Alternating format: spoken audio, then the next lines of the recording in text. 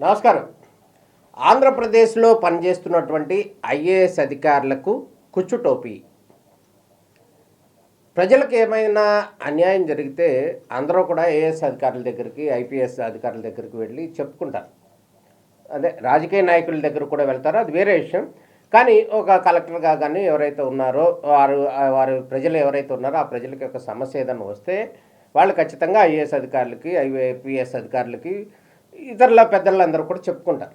కానీ ఇక్కడ ఆంధ్రప్రదేశ్లో ఉన్నటువంటి బ్యూరోక్రాట్లు ఎవరైతే ఉన్నారో, ఐఏఎస్, ఐపీఎస్, ఐఆర్ఎస్ అధికారులు ఎవరైతే ఉన్నారో వారందరికి కూడా తీవ్రమైనటువంటి అన్యాయం జరిగింది.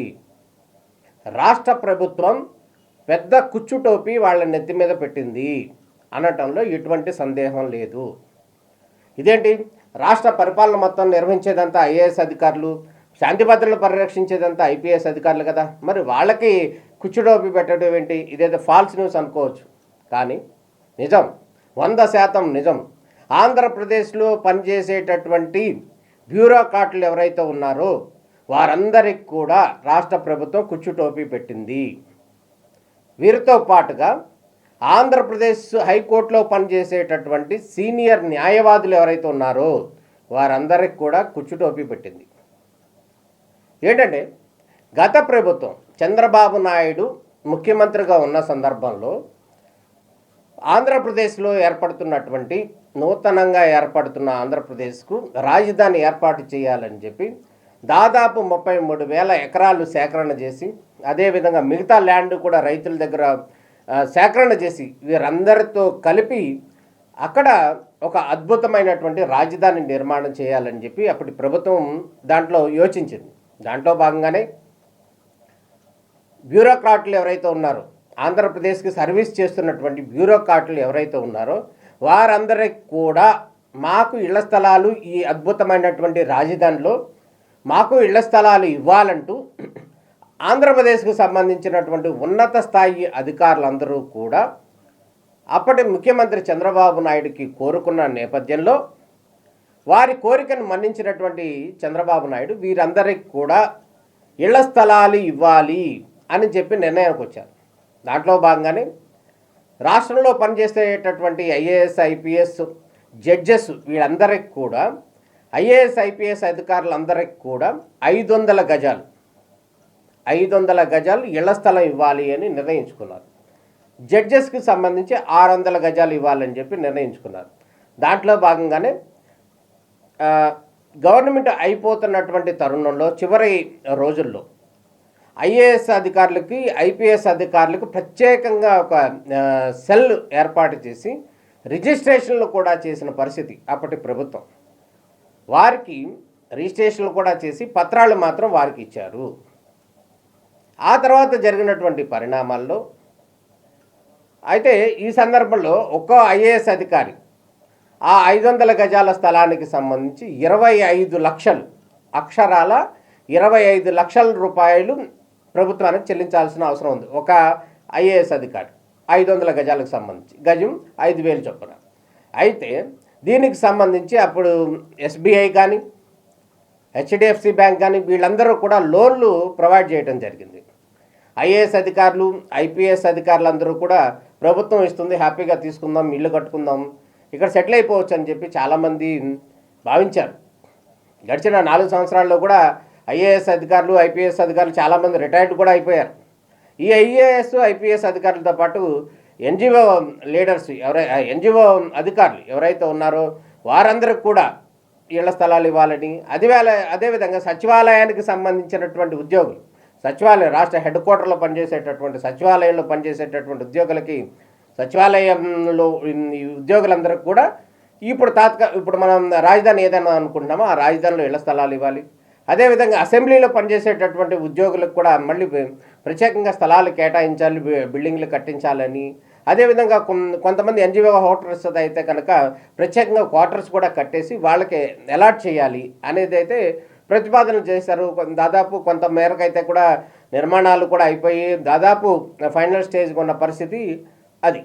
అయితే ఐఏఎస్ అధికారులకు మాత్రం 500 గజాలు ఇళ్ల స్థలం కావాలి అని కోరుకున్నారైతే ఎవరైతే ఉన్నారో వాళ్ళందరూ కూడా ఇళ్ల స్థలాలు ఇచ్చేశారు, వారి పేరు మీద రిజిస్ట్రేషన్లు అయిపోయినాయి, అన్నీ అయిపోయింది. కానీ గడిచిన కొత్త గవర్నమెంట్ వచ్చిన తర్వాత 5 సంవత్సరాలు అయిపోయింది. 5 సంవత్సరాల్లో వాళ్ళకి ఆ స్థలం హ్యాండ్ ఓవర్ చేయలేదు. 500 గజాలు 25 లక్షలు పెట్టి కొనుగోలు చేసినటువంటి ఐఏఎస్ కానీ ఐపీఎస్ అధికారులు ఎవరైతే ఉన్నారో వీళ్ళకి ఆ స్థలం హ్యాండ్ ఓవర్ చేయలేదు. కానీ ఈ బ్యాంకులు ఏవైతే ఉన్నాయో గడిచిన 5 సంవత్సరాల నుంచి కూడా లోన్లు ఈఎంఐలు మాత్రం కడుతూ ఉన్నారు. ఈ నేపథ్యంలోనే ఐఏఎస్ అధికారులు అందరూ కూడా తీవ్రమైనటువంటి ఆవేదన వ్యక్తం చేస్తున్న పరిస్థితి కనపడుతుంది. గతంలో ఐఏఎస్ అధికారులకు సంబంధించి రాష్ట్ర విభజన తర్వాత ఐఏఎస్ అధికారులకు సంబంధించి ప్రత్యేకమైనటువంటి అసోసియేషన్ కానీ వంటివి లేవు. కానీ ఈ ఈ జరిగినటువంటి పరిణామాల క్రమంలో వారు తమకు కూడా నష్టం జరుగుతుంది, తమ ఆవేదన ఎవరికి చెప్పుకోవాలో తెలియట్లేదు, అవి ఎవరికి చెప్పాలో కూడా తెలియని పరిస్థితి ఉంది. ఆ నేపథ్యంలో ఐఏఎస్ అధికారులు కూడా సపరేట్గా ఒక అసోసియేషన్ ఏర్పాటు చేసుకోవడం కూడా జరిగిన పరిస్థితి. ఆ తర్వాత జగన్మోహన్ రెడ్డి గారు ముఖ్యమంత్రిగా వచ్చిన తర్వాత పరిపాలన కొనసాగుతున్న తరుణంలో కొద్ది రోజులు జరిగిన తర్వాత ఆంధ్రప్రదేశ్ రాజధానిగా ఉన్నటువంటి అమరావతిని 3 రాజధానులు చేస్తాను, ఎగ్జిక్యూటివ్ క్యాపిటల్ వైజాగ్, న్యాయ రాజధానిగా కర్నూలు చేస్తానంటూ కూడా అనౌన్స్ చేయడం జరిగింది అసెంబ్లీ సాక్షిగా. ఈ నేపథ్యంలో ఇక్కడ రాజధానికి కోసం కానీ రాజధాని ప్రాంత ప్రజలు ఎవరైతే ఉన్నారో, రైతులు ఎవరు ఉన్నారో వాళ్ళందరూ కూడా తీవ్రమైనటువంటి ఆందోళన చేస్తున్నారు. ఏది ఈ రాజధానికి సంబంధించి, తమ భూములకు సంబంధించి, ఆ డెవలప్మెంట్కి సంబంధించి. కానీ ఎవరైతే ఉన్నారో వారందరూ కూడా రాజధానిని వైజాగ్ తీసుకెళ్తామని కూడా అనౌన్స్ చేయడం జరిగింది. అక్కడ వైజాగ్ ప్రజలు ఏ విధంగా స్వీకరిస్తారనేది పక్కన పెడితే, ఇక్కడ రాజధానిని ఇక్కడి నుంచి తరలిస్తామని చెప్పి వచ్చినటువంటి వార్తలు కావచ్చు, సీఎం చేసినటువంటి అనౌన్స్మెంట్ కావచ్చు, వీటన్నిటి నేపథ్యంలో న్యాయస్థానాన్ని రాష్ట్రానికి సంబంధించినటువంటి రైతులందరూ కూడా ఆశ్రయించడం జరిగింది. ఈ నేపథ్యంలోనే రాష్ట్ర హైకోర్టు కావచ్చు, సుప్రీంకోర్టు కావచ్చు, ఈ కేసులన్నీ కూడా రాజధానికి సంబంధించినటువంటి కేసులన్నీ కూడా గత ప్రభుత్వం చేసినటువంటి ఒప్పందాల్లో భాగంగానే తాము ల్యాండ్స్ ప్రభుత్వానికి ఇచ్చామని కూడా వాళ్ళందరూ కూడా చెప్పటం, వారి యొక్క ఆవేదన కానీ వారి యొక్క వాదనలో నిజముందని చెప్పి న్యాయస్థానం భావించి రాజధాని తరలింపు అంశం అనేది తాత్కాలికంగా వాయిదా వేయాలి అంటూ కూడా చెప్పుకుంటూ వచ్చిన పరిస్థితి. ఇదే అంశానికి సంబంధించి గడిచిన 4 సంవత్సరాలు కూడా గడిచిపోయాయి. ఈ రాజధాని అనౌన్స్మెంట్ చేసి 3 సంవత్సరాలు దాటిపోయింది. కానీ ఈ రాజధానికి సంబంధించిన తరలింపు ప్రక్రియ ఏదైతే ఉందో అది ఒక్క అడుగు కూడా ముందుకెళ్ళలేదు. అయితే ఈ నేపథ్యంలోనే ఈ ఐఏఎస్ అధికారులు అందరూ వెళ్ళి జగన్మోహన్ రెడ్డి గారికి విన్నవించుకున్నారు. బాబు, ఆ రాజధానికి రైతులకు సంబంధించి ఒక వర్షన్ అయితే వాళ్ళకి స్థలం ఇస్తామా, ఇంకోటి ఇస్తామా, ఏం చేస్తామో అనేది పక్కన పెడితే ఐఏఎస్ అధికారులుగా ఉన్నటువంటి తాము 500 గజాల స్థలం ఇస్తామని చెప్పి గత ప్రభుత్వం చెప్పింది, రిజిస్ట్రేషన్ కూడా చేసింది. దానికోసం బ్యాంకులు కూడా 25 లక్షల రూపాయలు లోన్ కూడా ఇచ్చారు. ఆ లోన్ ఈఎంఐ కూడా కడుతున్నాము, కాబట్టి మా పరిస్థితి ఏంటి అని చెప్పి ఐఏఎస్ అధికారులు కూడా ముఖ్యమంత్రిని వేడుకోవడం జరిగింది. ఈ నేపథ్యంలో జగన్మోహన్ రెడ్డి గారు వారందరికి కూడా పూర్తి స్థాయిలో భరోసా ఇచ్చేశారు. ఏంటంటే కాబోయే క్యాపిటల్లో మీరందరికీ ఇళ్ళు ఇచ్చేస్తాం, స్థలాలు ఇచ్చేస్తాం, అంటే వైజాగ్ క్యాపిటల్గా అయిపోతుంది. ఆ క్యాపిటల్గా ఉన్నటువంటి ప్రాంతంలోనే అందరికీ తలా ఒక 500 గజాలు, ఇదే 500 గజాలు అక్కడ ఇచ్చేస్తాం, కాబట్టి ఇష్యూ క్లోజ్, కాబట్టి మీరు ఎవరు మాట్లాడకండి, కంగారు పడకండి, టెన్షన్ పడకండి అని చెప్పి అలా చెప్పినటువంటి ముఖ్యమంత్రి గారు ఆ తర్వాత పరిణామ క్రమంలో రాజధానికి సంబంధించినటువంటి కోర్టు ఇబ్బందులు, న్యాయస్థానంలో జరిగినటువంటి కేసులు, ఇక్కడ ప్రజలు ఆందోళన చేస్తాం, వీటన్నింటి నేపథ్యంలో వారికి సంబంధించి ఇళ్ల స్థలం అనేది అక్కడా కేటాయించలేదు, ఇక్కడ కేటాయించలేదు, ఇక్కడ ఉన్నదాన్ని ఇవ్వలేదు, అక్కడ కొత్తదే కేటాయించలేదు. దాంతో ఈ ఐఏఎస్ అధికారులందరూ కూడా తీవ్రంగా మదన పడుతున్న పరిస్థితి కనపడుతుంది. ఏంటంటే గాల్లో ఉన్నదానికి డబ్బులు ఈఎంఐ మాత్రం కడతాన్నారు. ఆ స్థలం వారికి ఉంది కానీ పేపర్ మీద, కానీ అది యాక్చువల్గా వారికి చెందలేదు. ఆ ల్యాండ్ అయితే ఉంది కానీ ఆ ల్యాండ్ వీళ్ళకి అప్పగించలేదు. కాబట్టి లేనటువంటి భూమి ఏదైతే ఉందో, ఇళ్ల స్థలానికి సంబంధించిన 500 గజాల ఇళ్ల స్థలం ఏదైతే ఉందో ఆ ఇళ్ల స్థలానికి సంబంధించినటువంటి ఈఎంఐ మాత్రం కడుతున్నాం, కానీ ల్యాండ్ మాత్రం హ్యాండ్ ఓవర్ చేయలేదు. చాలామంది చాలా చోట్ల కూడా మనం గమనించినట్టయితే ఒక బిల్డర్ ఉంటారు.